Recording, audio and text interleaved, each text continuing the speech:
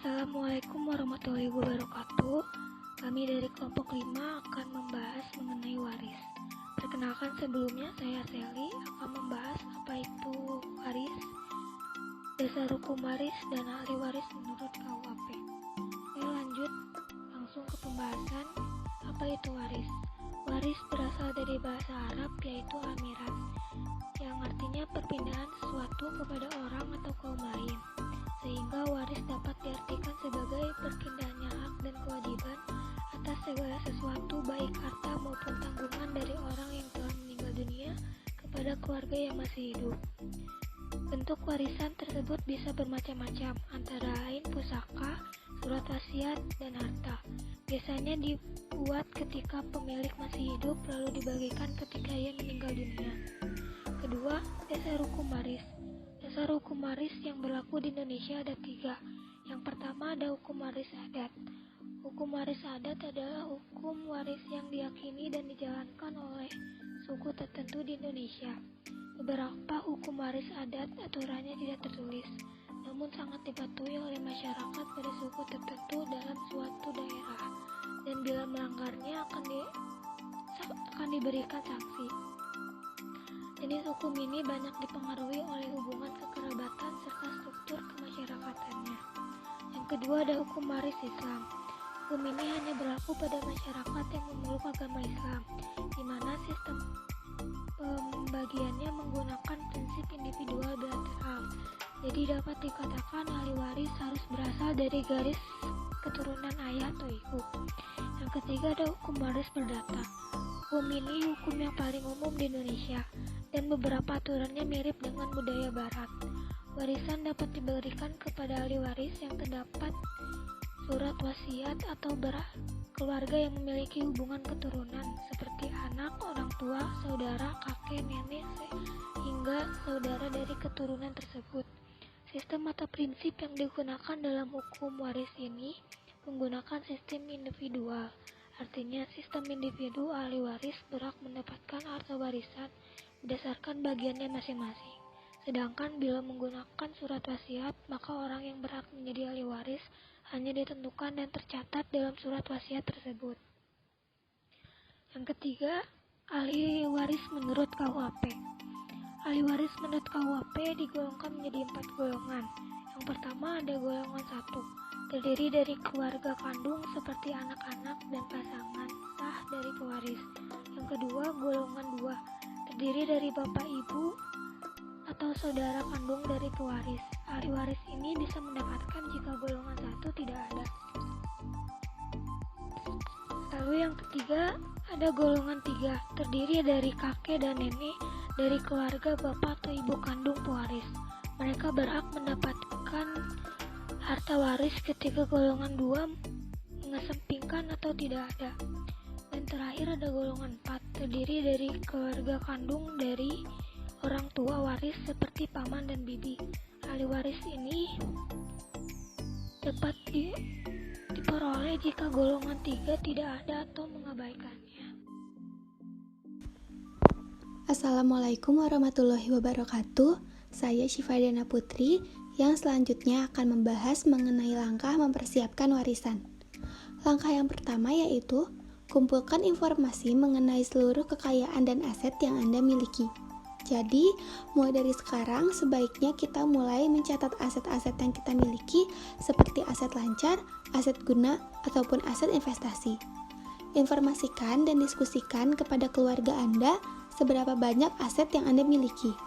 Setelah melakukan perhitungan terhadap total aset dan total hutang yang dimiliki, hitung total aset yang Anda miliki dengan mengurangi semua aset yang Anda miliki dengan total hutang yang Anda punya.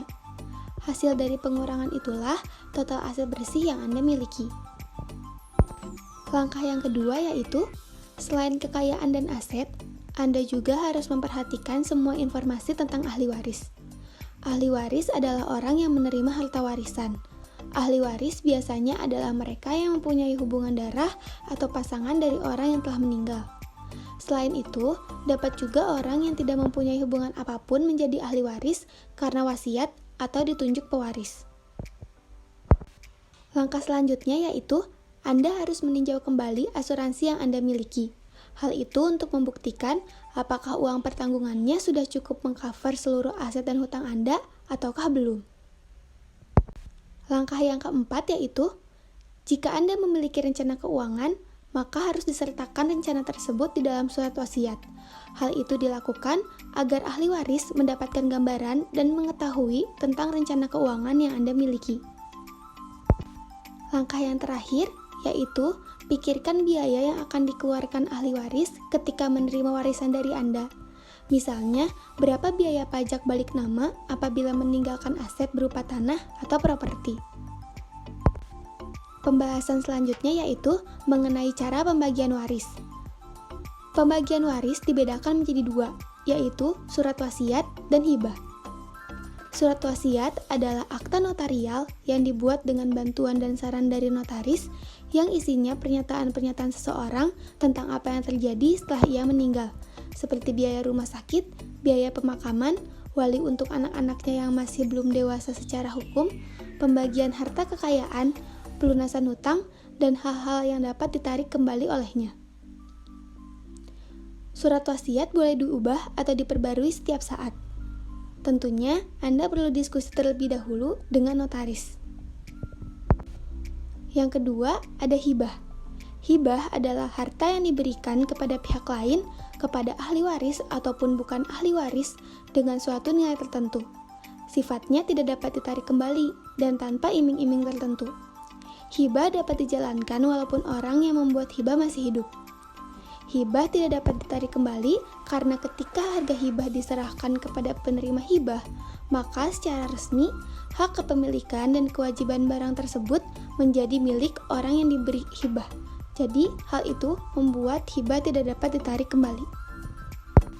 Sekian pembahasan dari saya, selanjutnya akan dilanjutkan oleh teman saya, Kania.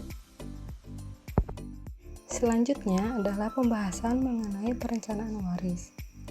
Sebagian besar masyarakat masih menganggap tabu untuk membicarakan persoalan waris, karena bicara soal waris berarti menyinggung kematian seseorang dan itu merupakan salah satu topik sensitif. Sehingga masih sedikit masyarakat umum yang mengetahui tentang ilmu waris, padahal membuat perencanaan waris tidak kalah penting dengan perencanaan dana darurat, asuransi, dana pendidikan, dan dana pensiun. Perencanaan waris adalah salah satu bagian proses perencanaan keuangan yang berguna untuk mendistribusikan dan memindahkan kekayaan dan kewajiban seseorang kepada generasi selanjutnya.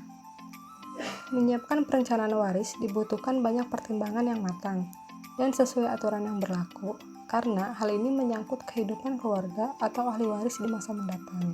Merencanakan pembagian warisan sejak dini bisa mencegah kemungkinan kekayaan jatuh ke tangan orang lain yang tidak berhak, seperti yang dijelaskan oleh Budi Raharjo sebagai Managing Partner One Consulting yang juga berperan sebagai pengajar program Certified Financial Planner di Universitas Bisnis Nusantara, yang menyebutkan bahwa perencanaan warisan sebaiknya dilakukan saat masih berada di usia produktif, antara umur 40 tahun sampai dengan 45 tahun, dan ketika keuangan telah stabil.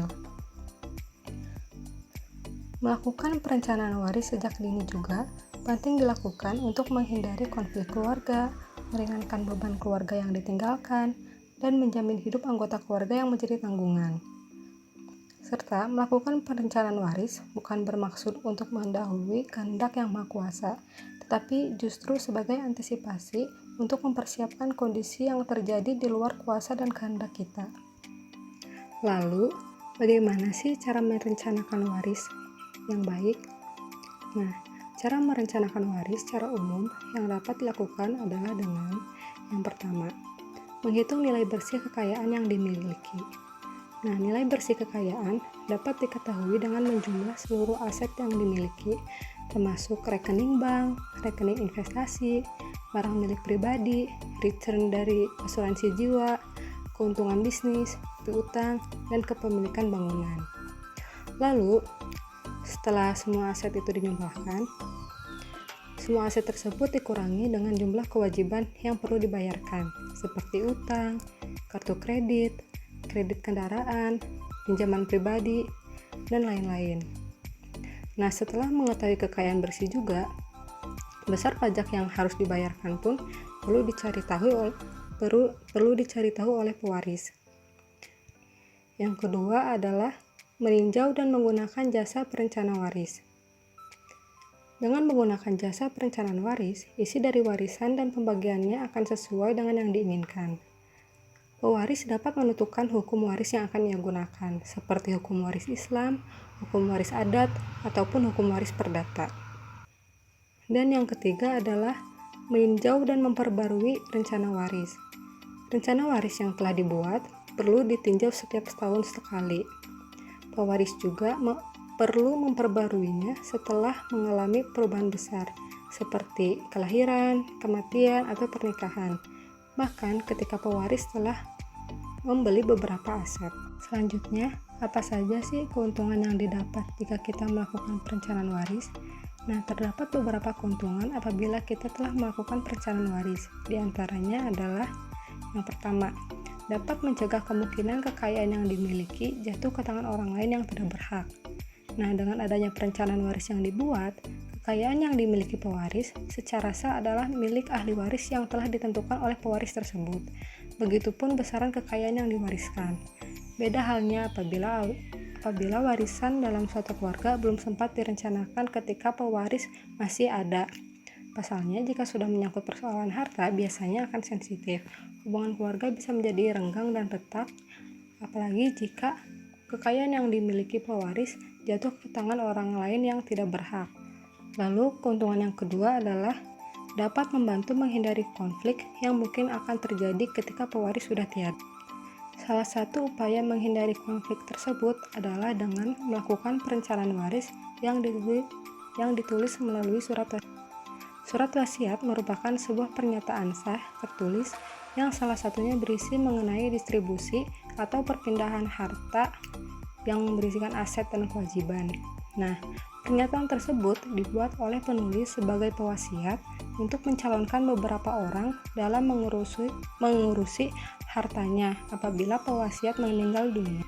Wasiat juga berisi amanat wasiat yang hanya berlaku setelah kematian pewasiat. Nah, surat wasiat umumnya dibuat dalam bentuk akta otentik oleh notaris karena akta otentik memiliki kekuatan hukum yang sah dengan bukti yang kuat. Nah, karena surat wasiat merupakan akta nota, biasanya pewaris akan menulis surat tersebut di hadapan notaris dan di depan saksi mata yang dipilih oleh pewaris. Biasanya saksi akan dikenal oleh seluruh keluarga sehingga menghindari persoalan dan konflik yang mungkin terjadi. Lalu keuntungan yang ketiga adalah dapat dijadikan pelindung atau tameng kepemilikan aset. Nah, keuntungan dari perencanaan warisan selanjutnya adalah rencana tersebut dapat dijadikan pelindung atau tameng kepemilikan aset. Misalnya saja pewaris mengajukan kredit kepada bank dengan agunan berupa properti. Dengan perencanaan waris, pewaris dapat memastikan bahwa aset tetap menjadi milik keluarganya dan bukan milik bank apabila suatu saat nanti terjadi hal yang tidak terduga. Lalu yang terakhir adalah dapat dijadikan antisipasi akan kekayaan yang dimiliki di luar negeri, sebab hukum yang berada di luar negeri tersebut berbeda. Selanjutnya, saya Nurhayati akan menjelaskan mengenai studi kasus hukum waris perdata. Contohnya adalah A kawin dengan B. Pada saat perkawinan, A sebagai suami memiliki harta bawaan sebesar 500 juta rupiah, sedangkan istri tidak membawa harta bawaan. Selama dalam perkawinan diperoleh harta yang berasal dari gaji suami sebesar 700 juta rupiah, sedangkan yang diperoleh dari gaji istri sebesar 300 juta rupiah. Selama perkawinan berlangsung, istri memperoleh warisan dari orang tuanya sebesar 200 juta rupiah. Sebelum pewaris meninggal dunia, suami dan istri membeli rumah dan mobil. Sampai si pewaris meninggal dunia, cicilan rumah yang belum dibayar sebesar 70 juta rupiah, sedangkan cicilan mobil sebesar 30 juta rupiah. Demikian juga masih ada PBB yang belum dibayar sebesar 1 juta rupiah. Pada saat pewaris meninggal dunia, biaya pemakaman adalah 50 juta rupiah. Pada tanggal 10 Maret 2010, A meninggal dunia dengan meninggalkan istri dan 4 orang anak beserta 2 cucu dari anak si pewaris yang meninggal dunia lebih dahulu dari si pewaris. Pertanyaannya adalah, hitung harta warisnya, siapa ahli warisnya, dan hitung masing-masing bagian dari ahli waris. Diketahui, yang pertama adalah harta bawaan. Harta bawaan suami yaitu 500 juta rupiah, istri 200 juta rupiah. Harta bersama gaji suami ditambah gaji istri sebesar 1 miliar rupiah. Selanjutnya, utang bersama, cicilan rumah sebesar 70 juta rupiah, cicilan mobil 30 juta rupiah, dan PBB 1 juta rupiah. Jumlahnya adalah 101 juta rupiah. Biaya penguburan yaitu sebesar 50 juta rupiah. Jawaban untuk nomor 1 adalah harta warisannya, harta bersama dikurangi jumlah utang, yaitu 1 miliar rupiah dikurangi 101 juta rupiah. Jumlahnya adalah 899 juta rupiah. Dengan demikian, besarnya harta warisan ditinggalkan oleh suami adalah setengah kali harta bersama ditambah harta bawaan dikurangi biaya penguburan, yaitu yang jumlahnya 899.500.000. Yang kedua adalah ahli waris suami, yaitu seorang istri, 4 orang anak, 2 orang cucu yang menggantikan kedudukan orang tuanya yang telah meninggal lebih dahulu dari pewaris. Jawaban nomor 3 adalah bagian masing-masing ahli waris. Bagian istri disamakan dengan anak sah. Dengan demikian, bagian masing-masing ahli waris adalah sebagai berikut. Yang pertama, seorang istri mendapat 1/6, yaitu 1/6 dari 899.500.000 adalah 149.916.667 rupiah. Yang kedua, 4 orang anak. Masing-masing anak mendapat 1/6 pula, yaitu jumlahnya sama dengan seorang istri. Yang selanjutnya adalah 2 orang cucu yang menggantikan kedudukan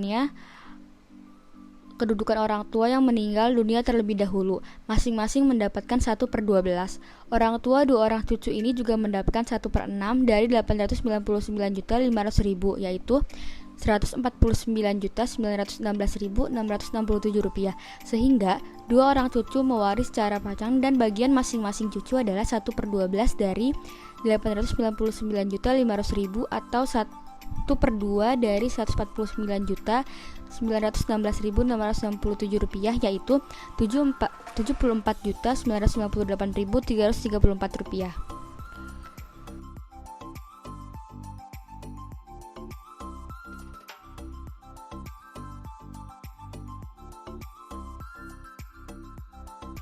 Sekian pemaparan dari kelompok kami, kurang lebihnya mohon maaf. Assalamualaikum warahmatullahi wabarakatuh.